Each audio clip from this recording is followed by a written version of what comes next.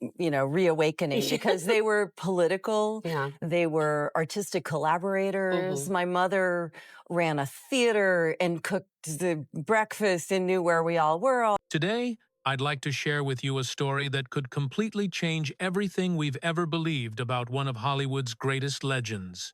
A story about family, about secrets, and about the price one pays when living in the shadow of the spotlight. Paul Newman. That name is surely no stranger to our generation. The man with those legendary blue eyes, the star of timeless films like Cool Hand Luke, Butch Cassidy, and The Sundance Kid, or The Hustler, the model husband by the side of the talented actress Joanne Woodward throughout 50 years of marriage. But what if I told you that everything we've ever known about him is only half the truth? Last year, in 2025, in a rare interview with CBS Sunday Morning, Nell Newman, the second daughter of the legendary Paul Newman, at the age of 63, officially spoke out about what she had witnessed in the mansion in Westport, Connecticut. And what she revealed left the entire United States in shock. Today, we'll journey together through that emotional path. A journey not just about a famous family, but also about the invisible wounds that fame can create. About the painful choices between living true to oneself and living up to society's expectations. Please, dear listeners, be patient and listen carefully, because this story deserves to be told in full.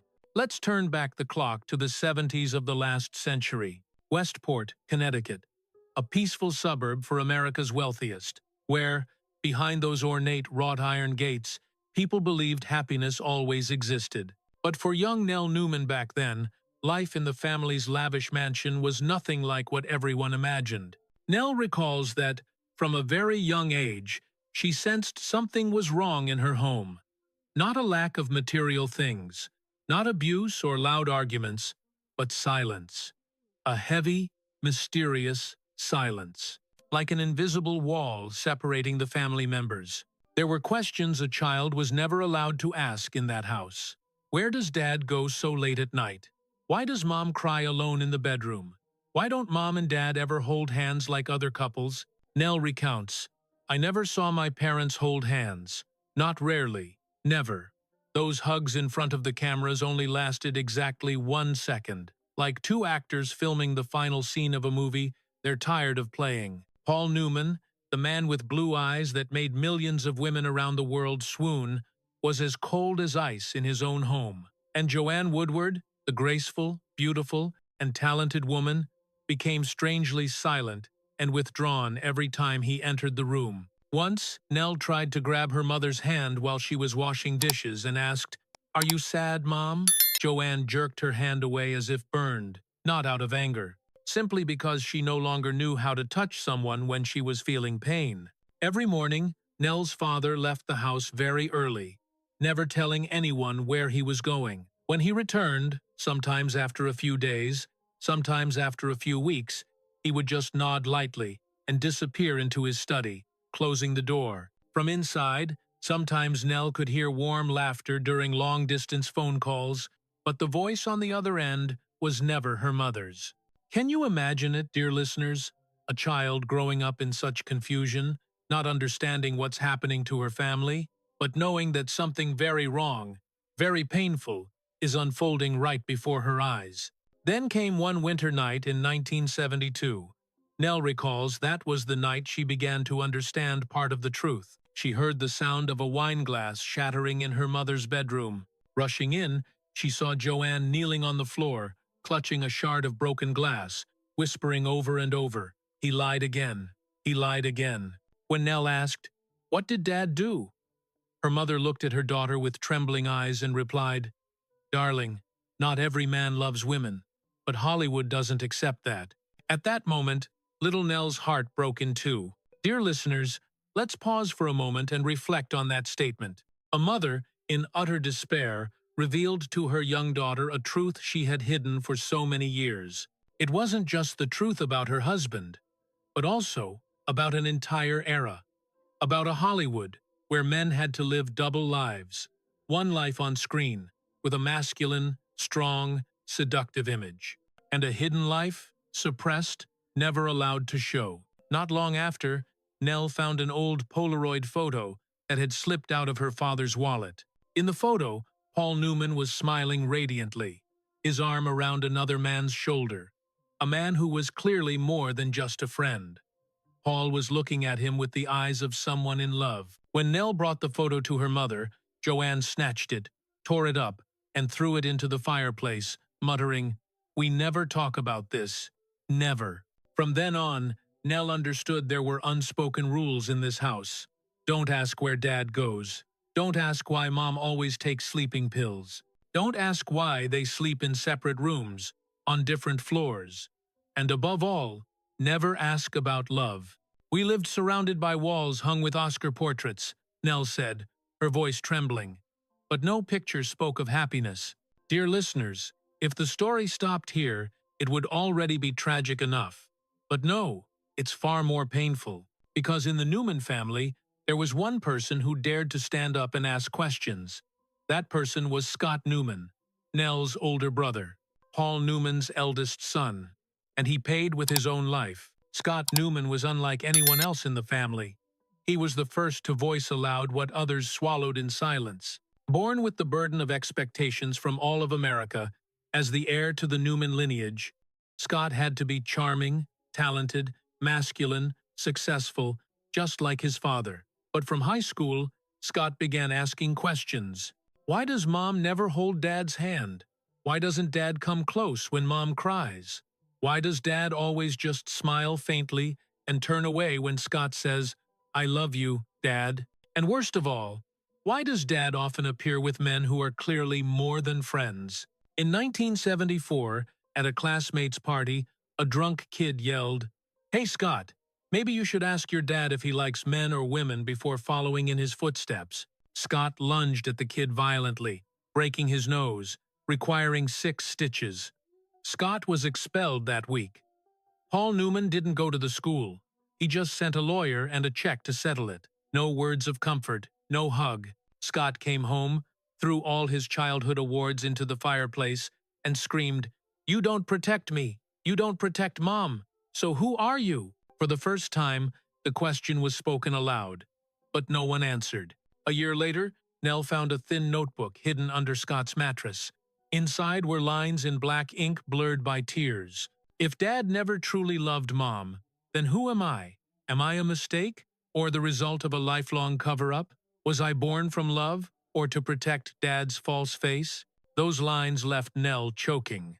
But the bigger shock came in 1977, when Confidential Weekly magazine published a black-and-white photo taken on Malibu Beach in 1959. In it, a man with a body, face, and posture almost identical to Paul Newman was holding hands with another man. Hollywood was shaken.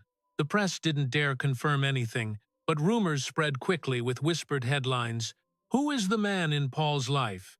and "The hidden side of a masculine icon." And Scott, who had just been about to sign his first action film contract, was dropped from the project at the last minute. No official reason, but he overheard a producer muttering, "The audience won't believe he's a hero if his dad is living a double life." That night, Scott smashed the mirror in the bathroom, creating a shallow cut on his wrist. Not enough blood to die, but enough to make his mother scream in panic when she found him. Paul Newman wasn't home. He was in New York with a colleague the press called his close friend. From that moment, Scott spiraled. He changed his phone number, cut off contact with the family, and turned to drugs. Not out of addiction, but to forget the indifferent gaze of the father America loved most.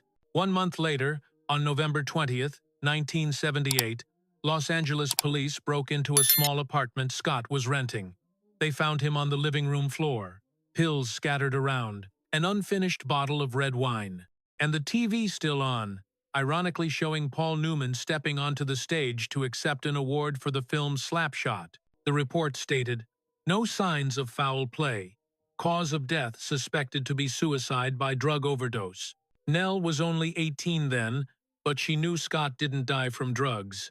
He didn't die from alcohol. He died from silence. Because no one dared answer the question he carried his whole life. Did Dad ever live honestly? And if not, what are we? Dear listeners, I know this story is hard to hear, But please be patient, because what Nell Newman witnessed next is even more painful. From the ashes of that pain, Nell began to realize that her family and her father's legacy were built on layers of secrets piled upon each other. One winter night in 1981, snow blanketed the backyard of the Newman mansion in Westport. In that bone-chilling cold, Nell Newman, only 22 at the time, quietly walked down the hallway, intending to get an extra blanket from the kitchen. But she stopped at her father's study. A warm golden light seeped through the cracked door. But it wasn't the light that made her stop. It was a sigh. Not the sharp breath of an actor rehearsing lines. Not the tired breath of someone ending a long call. It was a heavy, buried sigh, as if an entire chest was trying to suppress a truth desperate to explode. She froze, tiptoed closer, and peered through the crack. Paul Newman sat alone, holding a fountain pen, writing furiously on a thick stack of paper.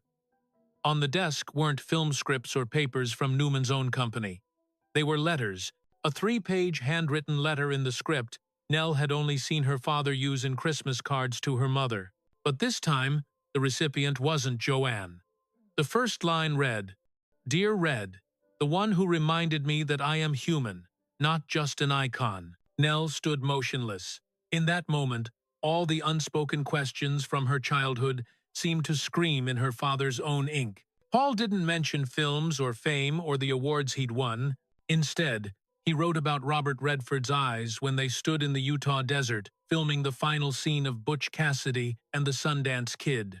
About light touches on the shoulder when no one was looking, and nights they drank whiskey on the hotel rooftop without a word, just silent, like two men afraid that if they spoke, everything would become too real. One night you looked at me, just looked, and I felt like the whole world had forgiven me. Red, you don't need to say anything, but if one day you walked into this room and looked at me like you once did, I'd give up everything. Fame, family, even Hollywood. Nell drew in a sharp breath. Her hands shook so much she nearly dropped the paper. And right then, the phone rang in the next room. Paul got up and left. She quickly put the letter back, retreating like someone who had just stumbled into a national secret vault. But one thing etched into her mind, one that would never fade. Her father wasn't writing to a friend. He was writing to the one who made his heart tremble. Dear listeners, I know many of us grew up with the image of Robert Redford and Paul Newman as brothers, as soulmates on screen. They were icons of male friendship in classic films. And for decades, that's what we were told. But behind the photos, behind the press conferences, behind the smiles for the cameras, there was another truth simmering.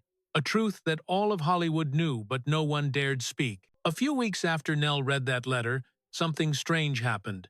Joanne Woodward, who was in California for a Vogue magazine cover shoot, suddenly canceled and took the earliest flight back to Westport. The reason? An anonymous phone call with a single message. If you still care about your marriage, go to the Mayflower Hotel, room 708. That evening, Paul was supposedly in New York, meeting a partner to discuss a new script.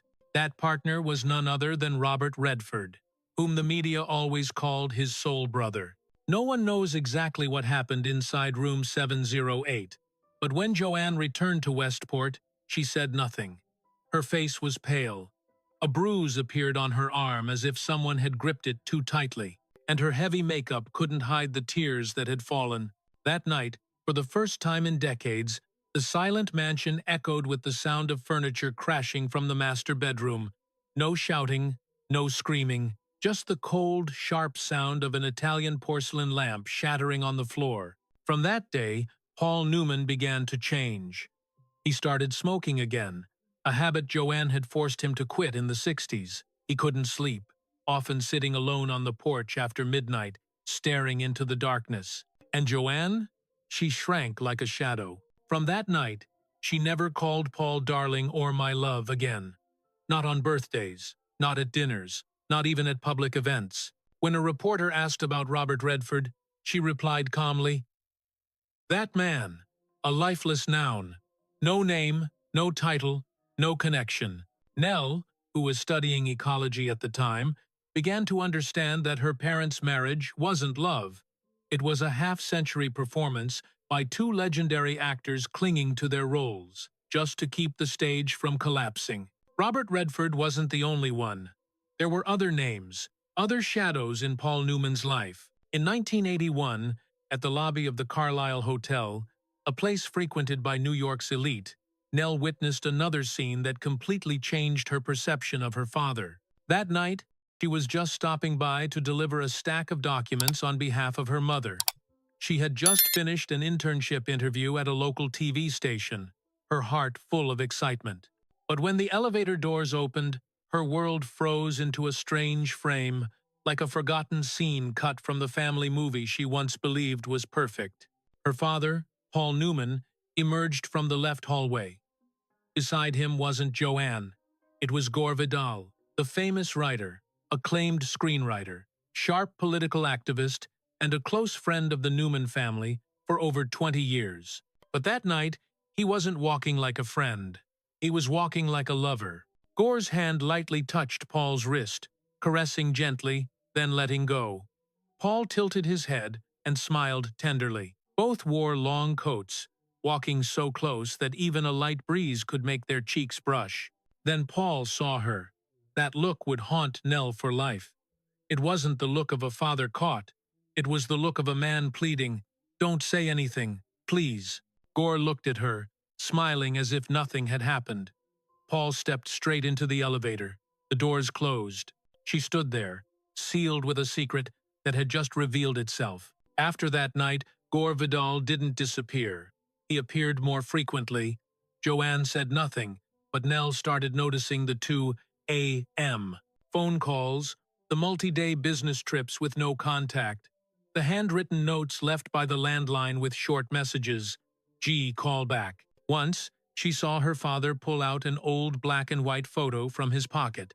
In it, he and Gore were sitting by a lake, backs leaning against each other, eyes distant, as if they had gone beyond friendship, but never returned. Nell asked her mother directly, "Do you think Dad might not be the man you once thought?" Joanne Woodward, who had won an Oscar for playing a woman with multiple personalities in The Three Faces of Eve, was silent, then replied slowly, "There are things no one teaches us how to say, but they still exist, every day, even when we pretend to forget." That silence, to Nell, was the clearest unspoken confession. And Gore Vidal? He never publicly declared anything. But in his 1995 memoir Palimpsest, he wrote a line that shocked the American literary world. "There are men who will never belong to us, but every time they smile, we feel truly alive." He didn't name Paul, but reporters knew Gore had never written that way about anyone else, not even the men he openly loved. Only one person, and that was the one who never admitted anything. Dear listeners, we've traversed an emotional journey, from a child growing up in confusion, to a son dying in despair, to a daughter witnessing all the painful secrets of her family. But the story isn't over, because the most painful part hasn't been told. That's the part about the mother, about Joanne Woodward, the woman who spent 50 years loving a man who could never love her fully. In 2003, when Joanne began showing signs of memory loss, forgetting people's names, forgetting her daughter's birthdays, there was one thing she never forgot. In a moment blurred between dream and reality, she clutched Nell's hand and whispered, "You know, the way Dad looked at Gore? That's a look he never gave me. And I could never forget that, even if I forget myself." Joanne Woodward, once the eternal icon of intellectual beauty and dignity in Hollywood, a symbol not just of cinema, but of rare loyalty in a world full of deceit, now sits alone in a small room at a nursing home in Westport, Connecticut. The dim sunlight through the window can no longer warm her wrinkled, frail hands that once held Paul's heart for half a century. Alzheimer's came like a thief, quietly stealing every memory from her life. From grand things like Nell's birthday to moments she once believed unforgettable. Her first role, the awards, the night stepping into the Broadway spotlight. Once, Nell brought her an old photo from the 1974 Golden Globe Awards. She looked at it for a long time, then asked softly, "Who is this person? Do I know them?" But amid the fog that seemed to erase an entire life, one name still surfaced, haunting, persistent in her subconscious. Not Paul Newman, not the children, but Robert? At first, Nell thought it was just meaningless confusion in her mother's aging, disordered mind. But then the nurses at the facility began looking at her with quiet, sympathetic eyes, whispering that there were nights. Joanne woke up in the middle of the night, her eyes disoriented, but her voice strangely clear, as if recounting something never spoken aloud. She mentioned the strange cologne smell on her husband's shirt, unanswered phone calls from the Essex House Hotel in New York, a blonde hair on the white pillow, not hers. Then she said a name, slowly, heavily, full of sorrow. Robert Redford. That was the day he lied, her mother whispered while looking at a photo from a family vacation at Rhode Island Beach in 1985. He said he was meeting a director to discuss a new script. But I always knew.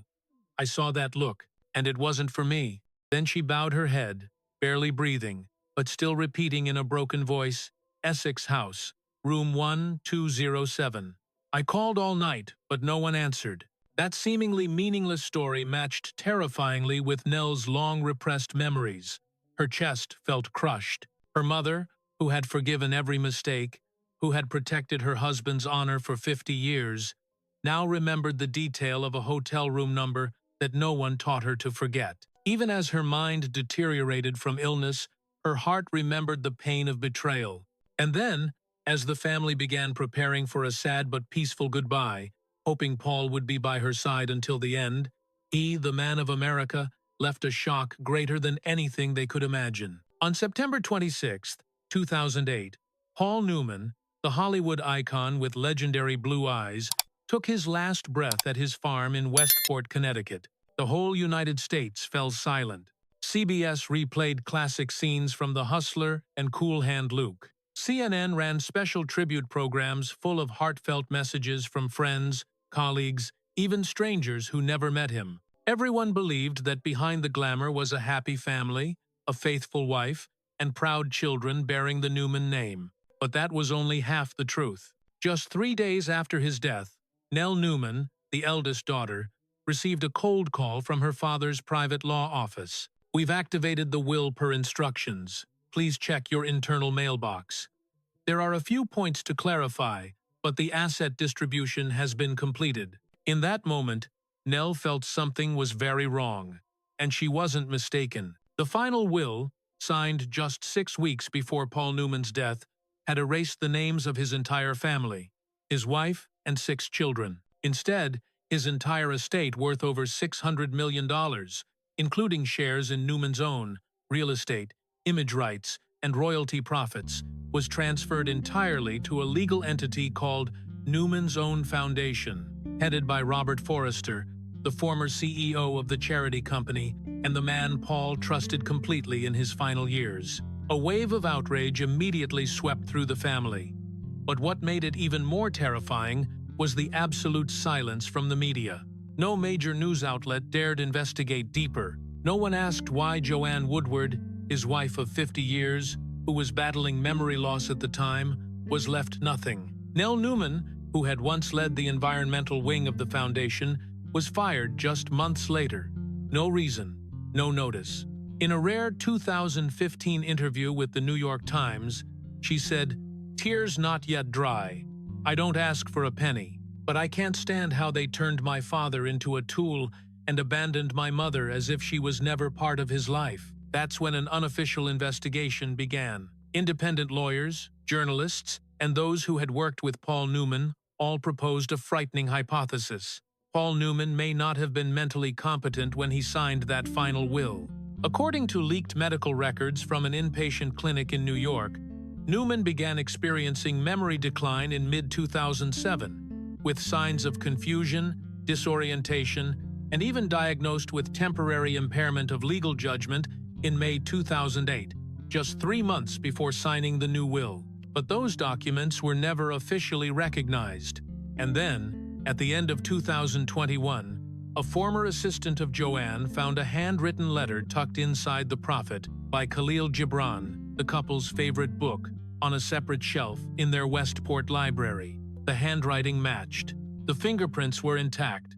The letter's message was brief. My dearest Joanne, if I'm no longer lucid enough to say this aloud, read it here. Everything is yours. From the name to the career, to the reason I survived all these years. If something goes wrong, know that I didn't choose it. I love you to the end, Paul. That letter had no legal power, but it was the missing piece to shatter the entire puzzle. When an ABC reporter asked Nell in 2023 if she wanted to reopen the case, she just smiled, a bitter smile she couldn't hide. There are things you can't reclaim with papers. But I believe my father left the truth somewhere, and maybe he's waiting for us to find it. Dear listeners, we've reached the end of an emotional journey. A journey about family, about secrets, about the suffering fame can cause. Perhaps what Paul Newman tried to hide his whole life wasn't million-dollar investments. Not the famous salad dressing recipe, not the fame that made all of Hollywood bow. What he hid most carefully, deep beneath those calm smiles and ocean blue eyes, was his true self. A man who lived under the spotlight but died in the shadows of secrets never dared to be named. And when the final curtain is drawn, when whispers turn to accusations, when files are reopened and legacies stripped away, the only thing left in Nell's heart isn't anger, not rebellion, not a lawsuit that can never win, but a silent love, an unconditional loyalty, a connection no will can sever.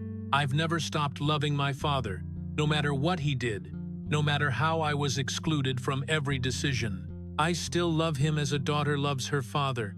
Nell choked, her voice trembling like a crack that will never heal, in her final interview on CBS Sunday Morning in 2010. But love doesn't always come with forgiveness, and truth, if not spoken, becomes an abyss that swallows memories. I believe he loved us. I want to believe that. But I just wish he had the courage to be honest. Not with the world, but with his own family. She said, her eyes no longer angry, just full of a quiet sadness trapped in her chest, like a child standing before a door locked forever. Dear listeners, today's story has come to an end. A story that may make us sad, may make us reflect, but above all, it's a reminder. A reminder that behind every perfect image may lie pains we can't see. That fame and success can't replace honesty and true love. That living true to oneself, no matter how hard, is better than living in shadows for a lifetime. Paul Newman is a legend. No one can deny his contributions to cinema, to art, to charity, but he was also a human with his own sufferings, with difficult choices in an era that didn't allow him to live as himself. And his family, especially Nell, had to bear the consequences of those choices. Today, as we look back on this story, perhaps the most important question isn't, what did Paul Newman do? But, are we living honestly with ourselves before it's too late? Thank you for patiently listening. This is a long story, a story full of emotion, but it's one that needed to be told. If you find this story meaningful, please share it with your loved ones, because sometimes the most valuable lessons come from the most painful stories. See you in the next videos. Goodbye, and wishing you health and peace.